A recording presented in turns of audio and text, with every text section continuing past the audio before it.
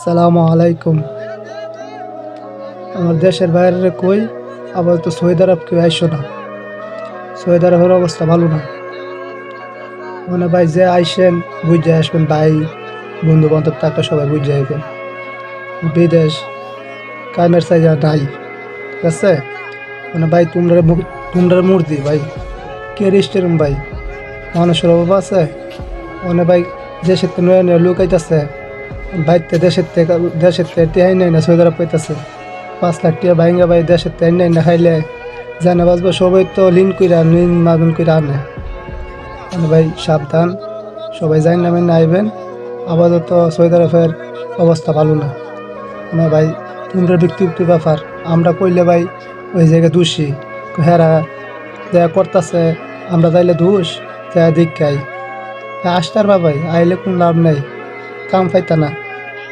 মানে ভাই তোমার মর্জি, তোমরা কি আইবা সৌদি আরব কি আইতা না।